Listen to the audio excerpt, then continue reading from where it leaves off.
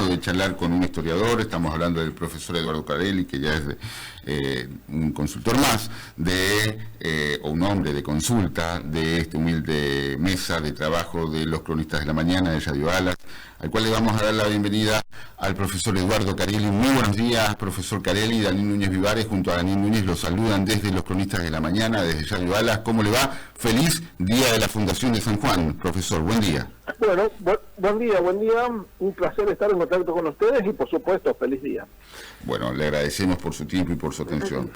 Profesor, queríamos comenzar a charlar un poquito. Primero, hay ahora una nueva, seguramente, no sé qué posición tomará usted. Como acá en la Argentina o en el mundo se discute tanto, hay tanto revisionismo. ¿Dónde se fundó San Juan, profesor? Porque ahora hablan de la Plaza 25 de Mayo. Cuando yo era estudiante en la facultad, recuerdo que tener una vieja conocida, creo, de los dos, a la profesora Margarita Pellar de Bartol, y nos manifestó en sus clases magistrales, nos decía de que en realidad San Juan de la Frontera se había fundado más para el norte todavía, sí, claro, es decir, para el lado de Chimba, un poco más o menos el límite entre Capital y Chimba, lo que es ahora. Calle Mendoza, pasando la avenida de Circunvalación. Exacto, antes de llegar a Benavides. Antes de llegar a Benavides. A lo que vendría a ser ahora la avenida Benavides. Claro. Ahora hablan de la Plaza 25 de Mayo. ¿Usted qué opina, profesor? ¿O qué dice la historia, no? Bueno, la verdad son todas teorías, algunas más o menos documentadas.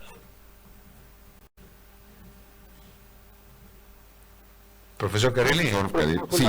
Sí, hola. Sí, lo escuchamos. Ahora lo escuchamos. Decía, ¿no? Son todas teorías, cada una tiene sus propios fundamentos. Uh-huh. En el caso de esa teoría que sostiene que fue fundada en la ciudad, la conozco bien porque el libro de su autor, Guillermo Genini, uh-huh, lo edité yo cuando dirigía la editorial de la Universidad Nacional de San Juan. Bien. Y era una apuesta fuerte, ¿no? Porque iba en contra de toda la tradición bibliográfica, ¿no? La tradición historiográfica que hay en San Juan. Uh-huh. Uh-huh. Con respecto a los potenciales lugares de fundación, y bueno, lo que dice Margarita, ella después integró una comisión de notables, uh-huh, junto con Isabel Gironés de Sánchez, Edgardo Mendoza, sí, creo que Daniel Arias también, ya todos fallecidos, ¿no? Uh-huh. Sí, claro.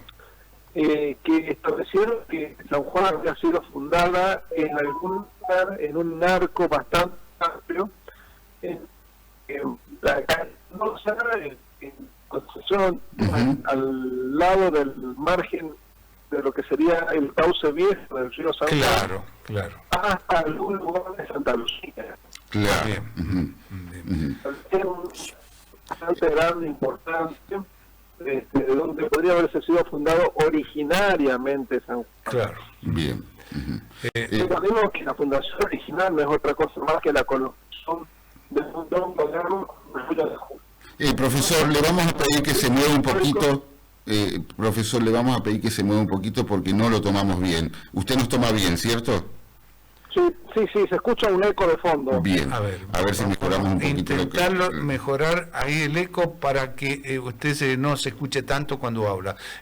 A ver, esta teoría, ¿no?, que tiene que ver, ¿no?, usted que las conoce bien, usted es un historiador y sin ninguna duda con grandes conocimientos sobre nuestra historia, no solamente de San Juan, sino del país y también del mundo, ¿no? También se habla, ¿no?, de que luego de la fundación ahí por calle Mendoza, donde sería ahora aproximadamente 2 o 3 cuadras pasando la avenida Circunvalación hacia el lado norte, antes de llegar a la avenida Benavides, que era la margen justamente del viejo río San Juan, que a consecuencia justamente de una gran crecida que hubo de nuestro río, se trasladó hasta donde hoy estaría instalada la Plaza 25 de Mayo, ¿no? Bueno, eso sería desde lo que sería por lo menos lo que la bibliografía establece. Bien. Es que se trasladó desde la ubicación de Pueblo Viejo de Concepción, uh-huh, 2 tiros de arcabuz hacia el sur, y ese segundo tiro de arcabuz habría dado donde está actualmente la plaza 25 de mayo, podríamos decir, ¿no? Antiguamente Plaza Mayor. Plaza Mayor. Y que ahí se refunda la ciudad de San Juan. Bien. La teoría de Genini con respecto a que la ciudad nunca se fundó en Concepción tiene que ver con el hecho de que esta zona céntrica también se inundaba. Ajá, bien. Y esas inundaciones de hecho están registradas hasta hace exactamente un siglo atrás, porque si revisamos la bibliografía local, los diarios de la época, la última gran inundación que penetró la ciudad de San Juan y que inundó completamente, por ejemplo, la calle Mitre, se dio en 1925, hace exactamente 100 años. Claro, ¿no? Entonces él dice que qué sentido tiene fundarla, o sea, cambiar de lugar de fundación, si también se inundaba la zona céntrica de San Juan, y que de hecho la zona de San Juan es un poco más alta y es mucho más lógico que la fundación se hubiese realizado en la tierra más alta. De todos modos, ¿qué es lo que puede resolver esta histórica inquietud, ¿no?, acerca del lugar de la fundación de San Juan? Es que se encuentre un documento fechado en 1598 y que supuestamente estaba guardado en el archivo de la Real Audiencia de Santiago de Chile, seguramente hoy en el Archivo Nacional de ese país, que fue un documento emitido por la población local de San Juan de ese año 1598, pidiendo el traslado de la ciudad, considerando que la zona era absolutamente difícil de vivir, porque bueno, se inundaba completamente, la tierra estaba negada, impedía el desarrollo de los cultivos, y las enfermedades como la malaria transmitida por el mosquito propio de esa zona del margen del río San Juan, la fiebre amarilla, habían significado un problema gravísimo e irresoluble para esa población sanjuanina de ese momento, ¿no? Entonces, la dificultad de vivir a la vera del río es lo que se habría en su momento argumentado para que se traslade a la ciudad. Pero como ese documento no se encuentra, habría que ir a Santiago de Chile a buscarlo, al Archivo Nacional del país, y bueno, eso requiere fondos, traslados, destinar a una serie de historiadores para que se encarguen del trabajo, con colaboración, por supuesto, local, por parte del Archivo de Santiago, hasta que ese documento aparezca, y si no, tendrá que ser buscado en los archivos de España, ¿no? En Simancas, que todavía queda algún tipo de documentación, en el archivo de Indias, a los efectos de que ese documento, en el caso que aparezca, confirmaría definitivamente cuál fue el lugar de la fundación de San Juan. ¿no? Por lo menos... Sí, esto que usted está manifestando con tanta precisión, que tiene que ver con la documentación que puede existir en Chile, más allá de la que puede existir justamente en España, se debe a que justamente gran parte de Cuyo, entre los cuales estaba San Juan, por supuesto, no recibía directivas de lo que es el Virreinato del Río de la Plata, sino de la Capitanía General de Chile, ¿no?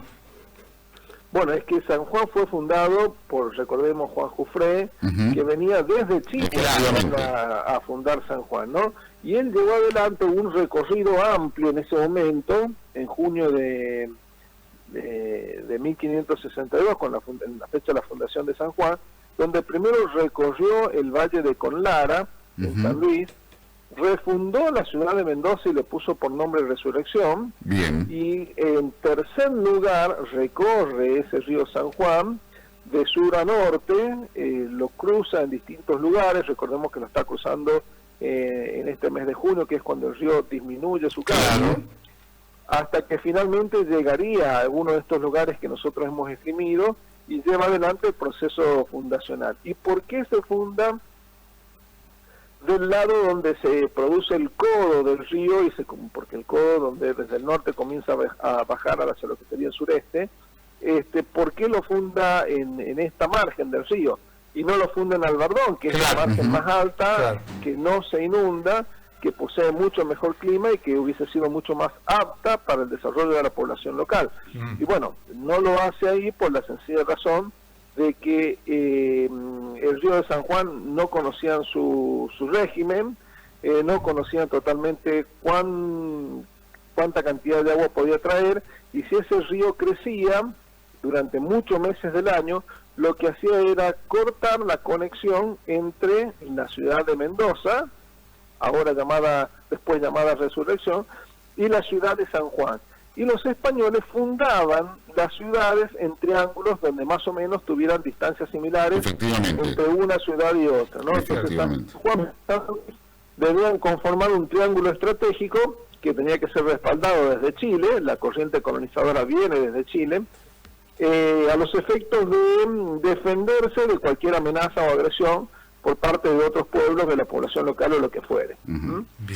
Entonces se prefirió un lugar mucho más peligroso incluso para los fundadores, que era la margen baja del río San Juan, pero que mantuvieran comunicación permanente con Mendoza y no la margen alta, y que hiciera que durante muchos meses del año San Juan y Mendoza estuvieran incomunicados. Esta organización, si mal no recuerdo, también la gran Margarita Ferrer de Bartol, de las ciudades que los españoles iban, o de las comunidades que los españoles iban fundando, las iban organizando bajo la denominación de solares, ¿cierto, profesor? Sí, se iban fundando estas ciudades, solares, o como se les llamaba en ese momento, donde, bueno, por supuesto buscaban que esos lugares tuvieran recursos para que la fundación prosperara. Bien. Entonces se buscaba que hubieran tierras a la vera de un río, para que se pudiera desarrollar la agricultura, sobre todo, la ganadería menor, algunos otros recursos donde se pudieran establecer molinos, hilanderías, es decir, se buscaban que los lugares fuesen de alguna manera prósperos, podemos decir, ¿no? Más allá de que muchos de esos conquistadores españoles lo que buscaban también era el oro, ¿no? Algo que habían buscado los incas antes. Antes de la llegada de los españoles se produjo la invasión inca, que fue extremadamente violenta. La invasión inca fue extremadamente violenta acá en San Juan. Masacró a gran parte de la población local, y a todos los hombres jóvenes se los llevó para trabajar en carácter de esclavos en las minas de extracción de oro en Chile, y los jovencitos, los niños de la nobleza local fueron llevados a otros lugares ya incaizados para inculcarles el proceso, o sea, aculturizarlos, ¿no? Inculcarles la cultura inca. Entonces, bueno, la población huarpe local recibió a los españoles de una forma bastante benigna, podríamos decir, ¿no? Esto está reflejado en las propias crónicas españolas, porque claro, lo que ellos conocían era la agresiva invasión inca. Entonces, ¿cuánto peor podía ser la llegada de los españoles con respecto a lo que ellos habían vivido con la invasión de los incas, ¿no? Profesor, ¿no? Esto lo digo para desestimar esa idea bastante absurda y loca que anda por ahí, que creen que el continente americano era una especie de paraíso terrenal, de hecho, ¿no? Y que la llegada de los europeos vino a arruinar esta especie de Edén, de jardín edénico, y no entienden que esto era un continente extremadamente violento, con procesos de conquista, matanzas, esclavitud. De hecho, habían tres grandes imperios. Estaba el imperio maya, inca y el azteca, uno más sanguinario que otro. Cuando llegan los españoles, los mayas ya habían sido sometidos mayormente por los aztecas, ¿no? Entonces teníamos dos grandes civilizaciones que tenían sometidas a una enorme cantidad de pueblos, como los aztecas en México y los incas en Perú, con su extensión hasta el río Diamante en Mendoza, hacia el sur. Ahora, ustedes piensen, cómo una expedición de Pizarro con poco más de 300 hombres va a conquistar un imperio que tiene 12 millones de habitantes, como era el imperio inca en ese momento, aproximadamente. Supongamos que sean menos, que sean 10 millones. Bueno, ¿cómo hacemos para que 300 personas conquisten un imperio de 10 millones? O que 900 españoles de la mano de Hernán Cortés conquisten un imperio de 17 millones, como tenía México, de habitantes, como tenía México en ese momento. Es absolutamente impensado, improbable, si no fuese por la enorme colaboración de una gran cantidad de pueblos originarios, de pueblos locales, que enfrentaron al avance de los españoles para deshacerse de imperios bastante brutales como eran el Inca y el Azteca, ¿no?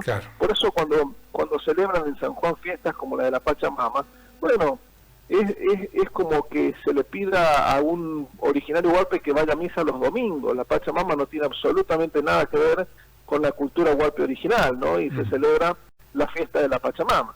Claro. Profesor, muy interesante lo que nos está... de la historia, nuestra historia, la historia de San Juan. San Juan y de los pueblos originarios. Pero vengamos un poco más para acá, porque el próximo día lunes se conmemora más, o el martes en realidad, martes 17, un paso a la inmortalidad del general Martín Miguel de Güemes. Llamado Martín Miguel Juan de Mata Güemes Montero Goyochea y de la Corte, tenía un nombrecito más o menos, ¿no? Y tiene que ver con su descendencia de nobles españoles. Exactamente, ¿no? Güemes representa, creo que, desde su punto de vista, ¿por qué se lo relegó tanto? ¿Por qué se lo negó tanto como prócer? Se lo tenía como una figura de pueblo salteño. Es una figura sumamente importante en el marco de el proceso de celebración de la independencia. Hay unos años claves ahí, entre 1815 y 1816 hasta su muerte, en 1821, en donde en esos años Güemes se convirtió en un verdadero adalid de la defensa de lo que sería la frontera norte de nuestro país, en donde hasta antes de la campaña sanmartiniana, que fue la que finalmente acabó con el poder español en el Perú, las 6 invasiones que los españoles intentaron realizar sobre el norte argentino, o sea, Güemes al menos le tocó enfrentar y vencer o anular, digamos, al menos 6 intentos de penetración realista. No podemos hablar de española porque las guerras de independencia en América tienen un parecido mayor a una especie de guerra civil americana que una guerra contra los españoles, ¿no? Entonces tenemos que hablar penetración realista. Los ejércitos españoles en América eran muy pocos los que estaban compuestos exclusivamente por españoles, ¿no? El ejército de Talavera el regimiento de Talavera de la Reina en Chile estaba compuesto por españoles, pero eran muy pocos. La mayoría de los regimientos españoles en América estaban compuestos por realistas, es decir, por jóvenes criollos nacidos en América al servicio de España, ¿no? Como habían españoles al servicio de los ejércitos americanos. Efectivamente. Sí. Muy parecido a la historia norteamericana, ¿no? Hay que entenderlo más como un conflicto civil, más que como una guerra con una potencia europea, ¿no? O sea, hay que cambiar un poco la lógica de la percepción del conflicto en estas tierras. Y bueno, a Güemes le cupo de alguna forma combatir, anular esos 6 intentos de penetración española, que es lo que lo elevan de alguna forma al altar de los próceres patrios, ¿no? Pero bueno, es clave junto a San Martín, a Belgrano en la defensa de la frontera norte. Recordemos que Belgrano le pasó el mando a San Martín como jefe del ejército del norte, entonces Güemes entra en ese juego y él y sus gauchos, que es un sector bastante desprotegido y pobre de la sociedad salteña, muchos tuvieron que ver para conjurar esos intentos de invasión, ¿no? Pero bueno, si hacemos una revisión profunda de la historia, tendríamos también que encontrar otros feriados nacionales, ¿no? Que no tienen que ver a veces con la lucha por la independencia, sino por la construcción de un proceso histórico más genuino y reconocido por la sociedad argentina. Desde ese lugar, Sarmiento también tendría que tener su feriado nacional, podríamos decir, ¿no? Siguiendo con Güemes, profesor, tal vez se lo relegó porque, bueno, el centralismo porteño quiso anularlo, porque en la historia de él permanentemente tuvo fuertes contradicciones con el directorio central de Buenos Aires, profesor. Y puede ser una de las causas. En realidad yo lo que creo que hay es una especie de... miren, la década del 90, la década de 1990 fue una especie de década, en cierta forma, del olvido de la historia argentina, ¿no? La década del 90, la década del 2000, fueron como décadas donde la historia argentina quedó relegada en el marco, en el contexto de otras problemáticas, incluso la década del 80, podríamos decir. Pero bastante de eso, Güemes es una figura bastante estudiada en la historiografía argentina, y una figura bastante instalada en lo que serían las efemérides escolares de la primaria. Sí, claro. No era una figura olvidada. De pronto, en el marco del contexto de la crisis educativa del país, en donde evidentemente la educación deja de ser un valor, el patriotismo deja de ser un valor, las figuras históricas comienzan a ser olvidadas, las horas dedicadas al estudio de la historia en la enseñanza primaria y media comienzan a disminuirse gradualmente, con cada reforma escolar, menos horas para la enseñanza de las ciencias sociales y de la historia, los otros contenidos, y esto hace de que estas figuras comiencen a pasar al olvido, y de pronto lo que tenemos es una especie de redescubrimiento, redescubrimos la figura de Güemes, ¿no? Claro. Entonces, lo que hemos tenido es un olvido de unos 20 años de la historia nacional, y de pronto una recuperación, en donde, bueno, hábilmente los salteños han sabido ubicarlo y mostrarlo como un gran prócer nacional que es, y bueno, y lograr el feriado que tenemos ahora, ¿no? Cosa que los sanjuaninos no hemos sabido hacer con la figura de Sarmiento. Claro. Lo voy a llevar a la actualidad, profesor, porque, bueno, lamentablemente, nuevamente, ¿no?, una parte del mundo en este gran conflicto que cada día, decía, ¿no?, no hay paz en este lugar donde confluyen tal vez las tres religiones más importantes de la humanidad, como es la cristiana, la judía y también la musulmana, nuevamente, ¿no?, entre Israel y Irán, guerra, bombas, y no hay paz, ¿no? Profesor. Bueno, creo que lo perdimos. Vamos a volver. La comunicación, muy interesante, lástima, ¿no? Porque estábamos hablando con el profesor Carelli, ¿cómo se llama? Sí. Bueno, nos ha debullado bastante historia de San Juan y la historia de Güemes, ¿no? Nosotros, más allá de lo que podíamos dar a conocer, nuestros pequeños conocimientos y lo que podemos encontrar de su historia, bueno, el profesor Carelli nos habla realmente de todo lo que... Lo tenemos nuevamente en comunicación telefónica al profesor Carelli. Bueno, profesor, nuevamente en comunicación telefónica, nos está tomando bien, ¿cierto? Ahora sí. Bien. Ahora sí, perfecto, pero se cortó, los perdí. Sí, bien. Ahora lo quiero traer a la realidad, a lo que está pasando hoy, lamentablemente, en el mundo, porque lamentablemente Medio Oriente, lugar donde confluyen, creo que tres de las más importantes religiones que tiene la humanidad, como es la cristiana, la judía y la musulmana, nuevamente hay guerra. No recuerdo que esta parte del mundo haya tenido paz, y mire que tengo mis añitos, tengo más añitos que ustedes. La verdad que nuevamente esto que está sucediendo, ¿no?, ya directamente ya no es con Hezbollah, Israel, bueno, está lanzando misiles a Irán, aparentemente, o por lo que se está manifestando, Irán estaría a punto de tener ya misiles con cabezas nucleares, lo cual implica un verdadero riesgo para toda esa parte de la humanidad y para el mundo entero, porque dicen que tendría capacidad de llegar hasta Europa. La verdad que la situación en el mundo, cada día la paz mundial está cada vez más en peligro, ¿no?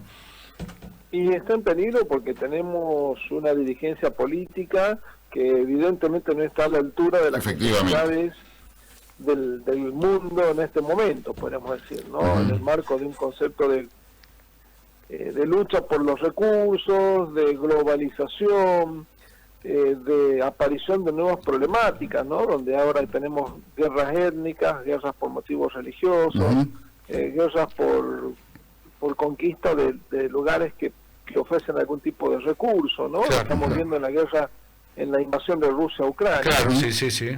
En este momento lo que hemos visto es un ataque preventivo de Israel a Irán, suponiendo que Irán está cerca de obtener el uranio enriquecido para sus potenciales armas nucleares, ¿no? Entonces, todo es hipotético, ¿no? No podemos decir que Irán tenga ni armas nucleares, ni podemos decir que tenga misiles con alcance fuera de la región del Medio Oriente. Claro, bien. Entonces, en ese contexto y en el marco de una profunda crisis política de Israel, se produce este ataque que también tiene otro objetivo, porque no es el objetivo solamente destruir el programa nuclear iraní o eliminar a los altos mandos militares del país, que es lo que se ha en cierta forma conseguido, sino que también, por otro lado, lo que hace es sostener el gobierno, que estuvo a punto de ser sometido a un pedido por parte del Parlamento para anticipar las elecciones, disolver el Parlamento, disolver el Knesset y anticipar las elecciones, ¿no? Entonces atiende también un frente interno y atiende un frente externo porque justo este fin de semana debían comenzar las negociaciones internacionales entre Irán, Estados Unidos y las potencias occidentales. Exacto.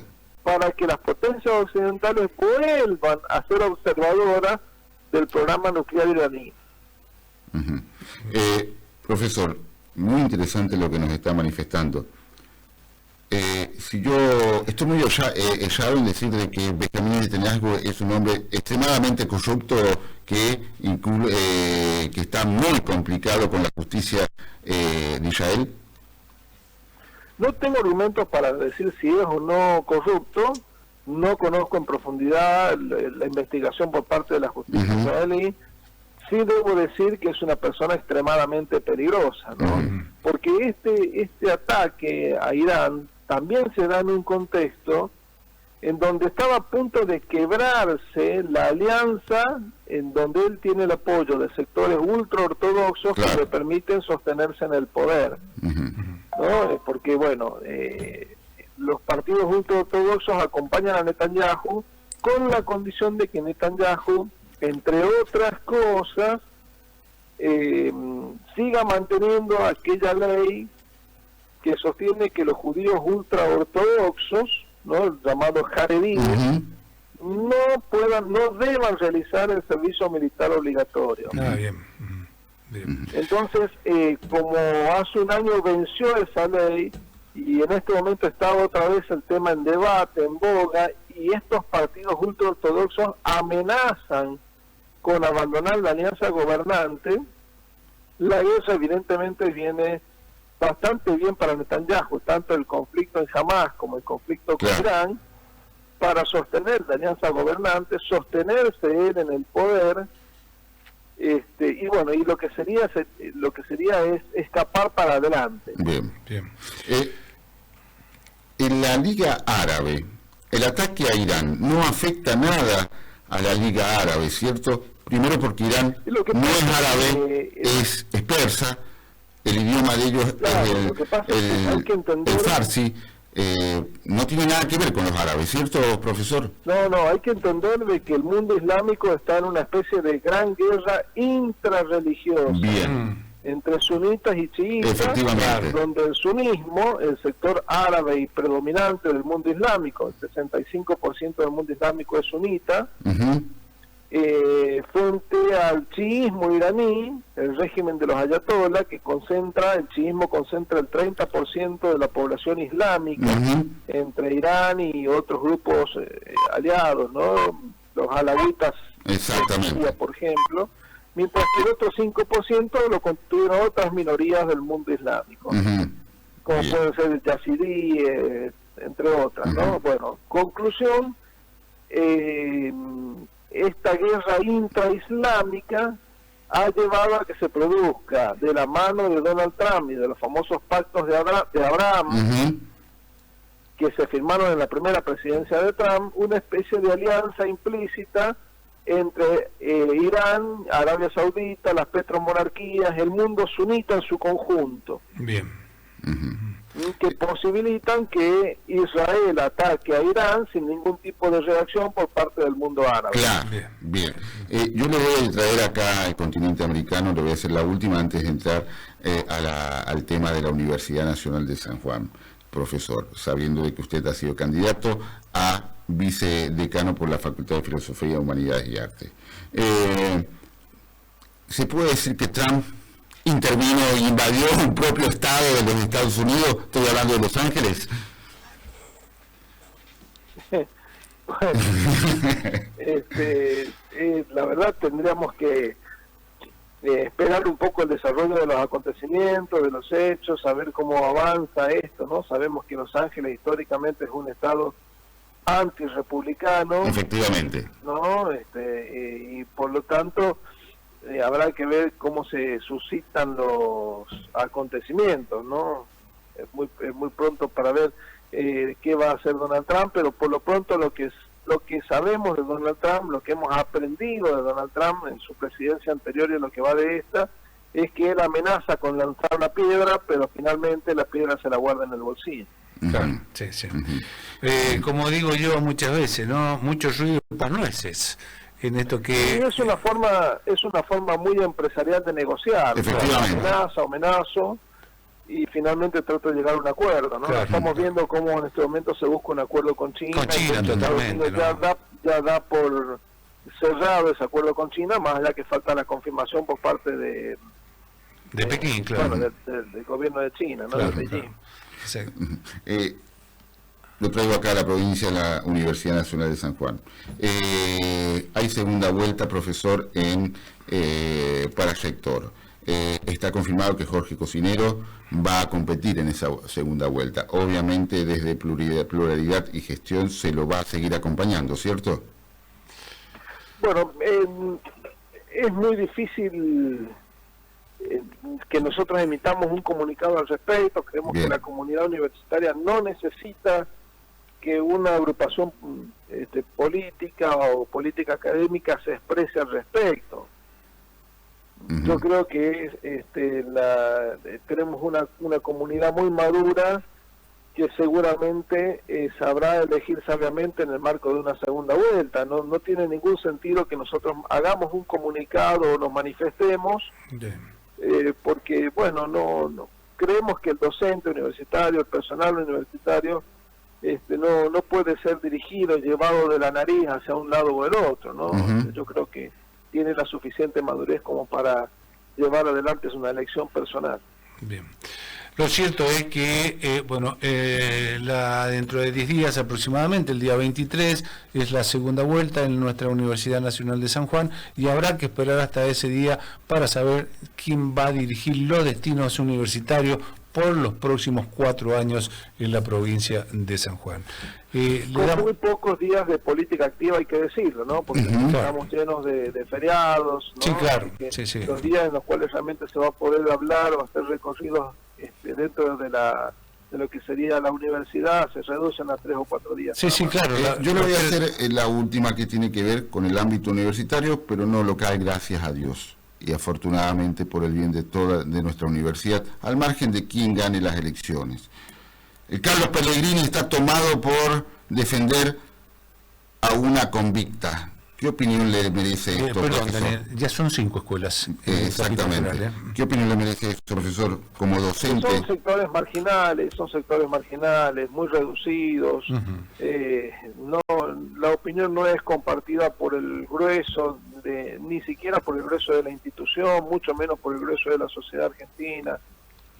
Son manifestaciones más o menos violentas que tienen que dar paso a un proceso, a una vida mucho más civilizada, ¿no? Una política mucho más civilizada. Esto es absolutamente inconducente. Si la propia Cristina Fernández está tratando de llegar a un acuerdo con la justicia para ver dónde va a llevar adelante la condena, es porque hay una aceptación, no hay un llamamiento al levantamiento social, ¿no? Entonces lo que estamos viendo evidentemente es la reacción de sectores que podríamos decir que si no revisan su actitud van a ser cada vez más marginales.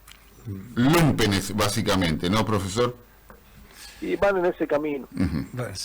Profesor Carelli, le damos las gracias por su tiempo, por su atención, por esta bonita historia que nos ha contado, no solamente de la provincia de San Juan, sino también de lo que fue la historia del general Martín Miguel de Güemes y parte de la historia del mundo y lo que está sucediendo en la actualidad, lamentablemente, en el Medio Oriente. Le damos las gracias y seguramente lo vamos a seguir molestando para saber justamente parte de lo que significa la historia en el mundo, en la Argentina y también en la provincia de San Juan. Muchísimas gracias, profesor.